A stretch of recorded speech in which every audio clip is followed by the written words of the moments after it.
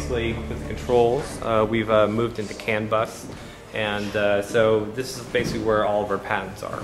Okay. And, so am I permitted to? Just probably very briefly. Right, I did. It was just very brief pan over, so Yeah, we're good. so The idea, so people who haven't seen the Smart Planet video, is that whereas a vehicle like the Monotracer, which is sort of similar kind of a concept, has to have outriggers to stabilize it. At rest, yeah. At rest, right. This doesn't have to have stabilizers. Right, so this defies gravity. So our gyroscopes are basically create a safety feature in the two-wheeled vehicle. So that's kind of where we're kind of increasing the value proposition to all motorcyclists around the world, 200 million. Right. So that's our advantage over the e-Tracer, is that we have this gyroscope. We will have like small feet for parking, and that's a safety protocol, but the gyroscopes basically do regeneration. They're a kinetic capacitor. They stabilize the vehicle at rest, and they also create a huge wow factor. And so I think that's how we're going to basically make a very large impact in the transportation world. So there will be at rest in the production model, there will be some little kickstand or something that comes down for it to rest against. And is that something that is sort of you envision manually deployed? No, so so basically this vehicle is you could think of it as like a rolling smartphone. Okay. But a lot of it will be actually AI. So okay. It's all just code. So it knows when it comes to stop that it needs to deploy the. It won't have to deploy. Okay. It's only in park. Oh, it's only in the park position. Okay. So if I pull up to a stoplight in this, I don't have to try to figure out how to put my foot out to balance it. It's going to sit there and balance by itself. Yeah, yeah. It'll know that you're slowing down, and as you're decelerating, you'll be regenerating energy, and the regeneration will go into the kinetic capacitors at 86% efficiency.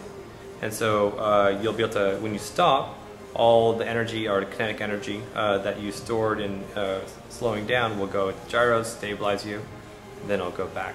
So it's actually just like pouring water into a cup, going back and forth. So we have 3 defensible patents that are all internationally basically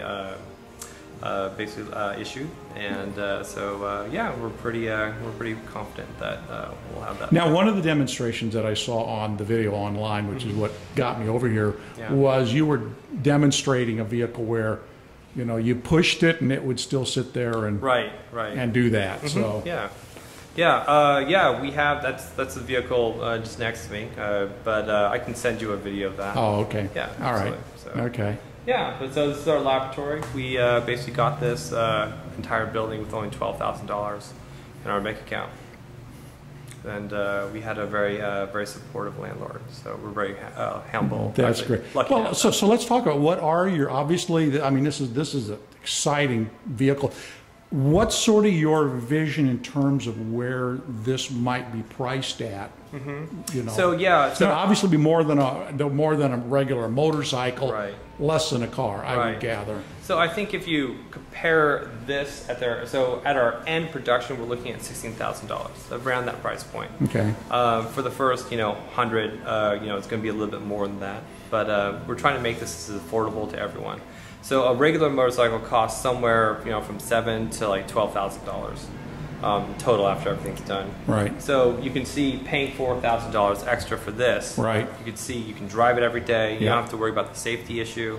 You can sit in a suit. You don't have to get gear for it. Right. And you're obviously going to be a lot safer than on a motorcycle. So NHTSA says that every year you own a motorcycle over 450 cc's, your mortality rate goes up exponentially. Oh, so that's one of the things that stopped me from riding every day. Actually, as I have to be responsible for the company, but there's a large non-consumer market that's increasing every year.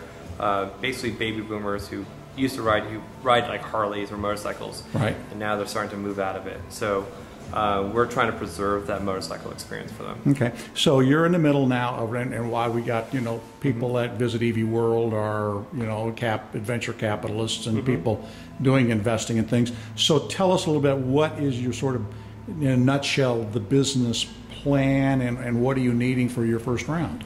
Yeah, so we're looking at around 4.5. So far to date, we've raised only 420. Okay. We still have quite a bit left of that. Right.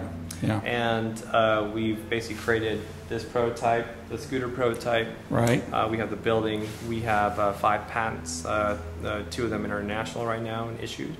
And yeah, I think we're looking for 4.5 million to basically create a pre-beta. It's almost near beta prototype. Okay. Yeah, our business plan, go global. Actually, I don't think the real market's actually in the United States or Europe. I think the real market's actually in India and China. Okay. And I think that's where most two-wheeled vehicles are actually. That's where they mostly are used. So Yeah. they're a necessity on the road. So obviously the concern there is typically when you get something like this over there, I mean, not that, you know, patent stealing doesn't go on here, you know. Sure. Well, is there enough proprietary, you know, I mean, is there enough secrets in this that'd be very hard for somebody to come along and We have crack it? We have very good patent lawyers. Okay.